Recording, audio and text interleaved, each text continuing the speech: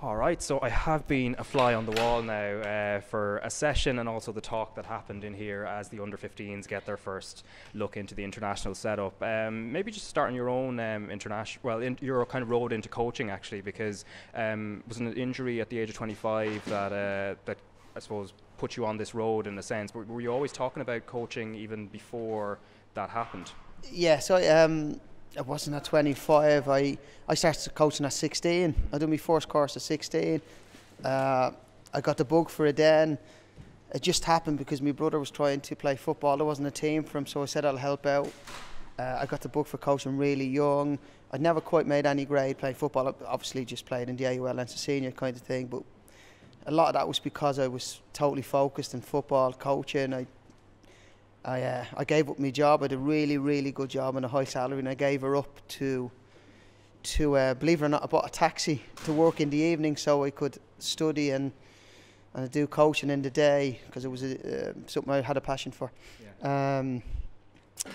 So I had my UEFA B very young, and that was it. I just was lucky enough to get myself around a lot of good coaches to learn from. And I got a passion for it then. Yeah, and you worked with Colin O'Brien as well, and then previously before taking this role, and you've also seen a bit of the under-17s and under-19s, so obviously you've seen a bigger picture than just this age grade. Yes, I have been working with some really good managers in my opinion anyway. I've worked with some Paul Doolan, under-19s. I was away with him in the European Championships when we got into the semi-finals. Learned a hell of a lot there, especially dealing with the older players and his professionalism. Me and Collie have been really probably best mates now, to be fair. We've worked together for a long period of time in 3 different roles in the FEI, not just in international.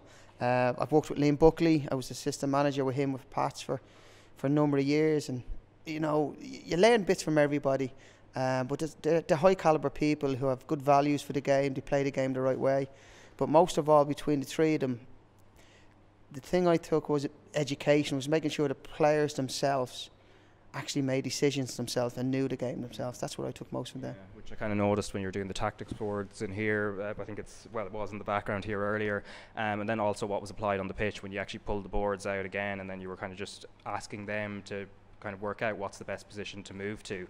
In terms of these players that have come in, so there's 18 of them, and player identification is obviously a key part of what you're doing. So I presume the growth of the under-15 league and the fact that the leagues are coming downwards, it started under-19, under-17, we're at under-15, I think it's coming to under-13 as well. Has that helped in terms of the role you're doing and the job in terms of trying to identify players? It's helped in numerous ways. Yes, player ID for me arguably is probably my main objective at this age group at U15s, because it sets a pool of players ready as they step forward for UEFA qualifiers. The National League also is an opportunity, especially outside Dublin, where the best players are training together more often, and then they play obviously high quality games, and that brings them on. So that closes the gap then from, say, schoolboy grassroots football to international football, where the gap was quite big. We're a little bit more professional approach. The clubs are doing really good work, not just National League, like some grassroots clubs are really doing well in terms of what they're trying to achieve as well. But building that relationship with the grassroots clubs into the National League clubs, into the association, to me is probably paramount to create better players for the future. That's through the Emerging Talent Programme, of course, which has been around for quite a long time. A lot of internationals, actually, I think 57. There was a week in March, I think, where 57 players had, in any age groups, also I think including the women's team, had come through that system. So it's obviously having a bit of an effect. And you know, the likes of Jeff Hendrick, Robbie Brady, they will be just 2 examples of players that came through that. In terms of the players we saw and met today, in terms of the role that they've taken and how you identify them, what's the process? How long does it take in terms of like picking each one, and how do you identify? Well, what's good is Emerging Talent Programme, as you just alluded to, we have them coming in a year younger than this age. So they've been in numerous times what we call our National Academy. So our best players come in once a month, sometimes more, in Dublin, and we use that to embed what we try to achieve in terms of international football and style of play, but also, from my point of view as an international manager, the following year for ID. So that gives me a good starting point or a reference point. From there then, we watch a lot of games as we do. There's a network of staff, and then we have the big Kennedy Cup tournament with a lot of players have been involved in up till now. So we get to see 640 players there. We 15 staff members come down, cover the whole week, and from there then we build a good basis of players in each position, and then we give them all opportunities to come in for what we call national assessment days, and we play oppositions and local oppositions, and the players then who probably perform best and are in form are the ones who get picked for the first squad. We go through the process after each event. So when we play Poland, we come back, the door's open for every other kid. They all come back in again, and we go through the same process again. And in terms of what I kind of noticed as well on the pitch and in here as well, you did actually make the point, no long ball, and it's about passing and moving, which is obviously an important thing. It's something that's been debated about the way in which we're producing our players. So in a practical sense, what kind of session, well, I suppose you'll have to explain it to me. I was only watching from a side. I don't really understand the sessions in that way, but what little things were you kind of doing to try and make that happen? Okay, so when it's okay to do a long pass if it's the correct pass. What we try to say to kids is we don't want you to panic and just kick the ball up the field. We want you to be calm under pressure. You know, it's okay to make mistakes. You're only 14. So as I said, there's a 13-year-old in the group. It's fine, relax, just stay calm. And if we can get them just to be calm under pressure in the first international, as they get older, they'll make decisions a little bit better for themselves. The session today was based against Poland. So, for example, we've a friendly game on Monday in preparation to our games against Poland. So Paul Ozam has picked a squad to play against us, and Paul is going to set up as the way Poland do. And then we worked now in terms of beating Poland's press. So Poland's going to press, they play a 4-2-3-1, but they press in a 1-4-4-2. So we looked at ways how we can get our free bodies on the ball. So we have an overload in midfield. So, you know, the right positions to go for that. You spoke about also the goalkeeper also being an overload, which we might not think about because we might think just try and play it as far as possible, but actually you were kind of talking about that goalkeeper, and I even noticed on the training pitch where they're standing in terms of the position is just outside the box, whereas the tradition years and years ago, even not just in Ireland but elsewhere, would have been stay on the line or within the probably up to the 6-yard box. So it's interesting you're trying to bring I suppose that line forward. Yeah, it's pivotal to what we want to do. So for example, without going too much into it, they're going to press us with their 9 and 10, so 2 centre forwards and 2 wingers. And so our goalkeeper now will make it, and our back line of 4 will make it a 5v4. And if we get our 6, because we have a 3v2 midfield, if we get that 6 free, that means we have a 6v4 overload. So if we get them to go in the right positions at the right time, we should be able to break the press. That's the first step. But also then the kids need to realise then sometimes the better pass could be the longer pass over the press. And to me, my job, and I put it really simple, is if I can help the players make the correct decision at the correct time, that's my job done. I remember speaking to Wim Kovermans, and this is back 6-7 years ago, so before Ruud Doctor came in, still in college, and he was talking about not necessarily trying to implement, say, a Dutch system, because you know it won't necessarily, these kind of systems don't necessarily work across countries, so you have to adapt. But in terms of formation, is 4-3-3 kind of the way you've been going, or are you kind of staying away from formations and maybe trying to instill just the base concepts? Principles, yeah. We, as an international manager, I'm not told I must play 1-4-3-3. I'm not told that. But just based on, I work in education here in the association, and based on the amount of club visits I went to, the associations I visit, research, 1-4-3-3 is probably the easiest way to develop football players in terms of balance of the team, 3 lines, triangles and diamonds across the pitch, overload in certain areas. That's why I play. Having said that, we played Cyprus last year and we played 1-4-3-3. They really pinned us quite high and we struggled. So in the second game we went 1-4-4-2 and went over the press. But to me that's development, because the kids now realise that the next time they come up against the press that Cyprus done, the best option was to go over the press where we had a 2v2. So that's development. So it's not about formations to me. We have certain principles, but formations, it's, you know, is it suited to what players we have, or is it suited to win the game? You know, there's a lot of variables in that. Yeah, and obviously you had Sean St. Ledger, who obviously represented Ireland at Euro 2012, scored the only goal we actually got in that tournament. He's working within the system and he's working with you. There's been a few other players, Robbie Keane, Damien Duff, that have all they're starting on their badges and they're being integrated into the FAI. You tutored a few of them, didn't you? I think Keith Andrews as well, and a few of them, my job, I'm a coach educator, so I work from the Pro license, DA license, Elite UA license, B license, all the UEFA courses. So when the players would come through the pathway, I was lucky enough that I built a relationship with them. So Robbie comes in when he was free. I helped him with his course, facilitated his course. Damien, I'm really good friends with Damien now. We took Damien in for a year with us, and he's now got the bug, and he's loving it. He's addicted to it. Now I'm Sean's tutor and Sean's A license, and the best way of learning is practical, in my opinion. So come in, have a look, and go from here, and it's best practice in my point of view. Yeah, and obviously they'd be experienced internationals, but it's obviously a very different ball game than trying to maybe think about the game in a different way, I guess.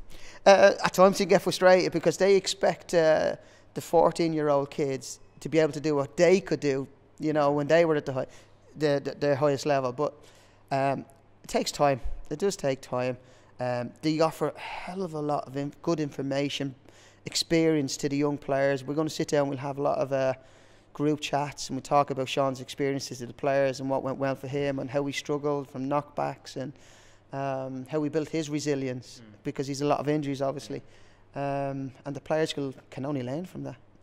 And in those courses as well, I know there are key principles that come up as you're getting your badges. Periodization, I think you mentioned in here, which isn't in the dictionary, I think, as you said. Could you kind of explain what that is maybe and how it applies to what we're doing here? Okay, so it's basically, in the education point of view, periodization is a fancy word for planning.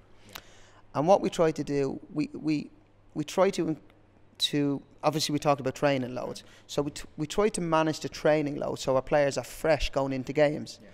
So periodization is how you plan a week or how you plan a month in terms of keeping your players fresh. So if you a game once every Saturday, or if you a midweek game, it all changes. So there's different principles. When do you give time off? When do you do your intense sessions? When do you do your conditioning sessions? When do you do your tactical sessions? So if you look, or if you talk to any of the coaches in England or any of the Champions League coaches, they tell you they hardly have any time to do sessions. It's just play matches, video, recover, play matches. So it's a matter of getting the right balance in terms of your training week or your training month. That's what periodization would be. I think something you brought up as well, possibly in the induction kind of meeting you did at the very beginning, you're obviously looking at the players not just as what they can actually do with their feet, but maybe just keeping an eye and see, maybe even trying to gauge their personality, I guess, within a group environment. Yeah, which is not easy. They met here for the first time. It'd be great if you come back here and see this same group of players in end of January when we go to Spain. You'll see a whole different environment. They're very nervous, afraid to ask questions. We give them a booklet. In the booklet, there's certain questions to answer, just about how they feel when they're here, what was training like for you, what kind of information are you taking on board. So we get to sort of see. Everyone learns differently, so we get to understand their character a wee bit more going forward. But listen, it's our job to get the best out of them. Develop them as people is my motto. Football is secondary. 1% what make a career, get a second contract, I think it is in England these days. 1% of the players who sign. So we've got to look at a holistic approach more than just football approach. And in terms of the clubs then, how closely would you kind of work or at least link up with the head coaches of the different DDSL teams, for example, or the League of Ireland underage teams? Very good. You know what, I think we don't get this message out there enough. I get on really well with them all. I can phone them all the time. For example, Shamrock Rovers. I don't mind naming names here because they've been really helpful in terms of developing football players. John Ryan, Shamrock Rovers, he was playing in midfield. We had him in the trials at left back. I asked Shane Robertson, who's doing a good job out there with Tommy Morgan, and I says, listen, is it possible you can play him some games left back for me? And he did. So he's helping the kid. I found Alan Caffrey and Kevin's Bows, and it's same thing. We'll play him anywhere you want because they're looking at a player-centred approach. Same with Ger O'Brien and St. Pat's.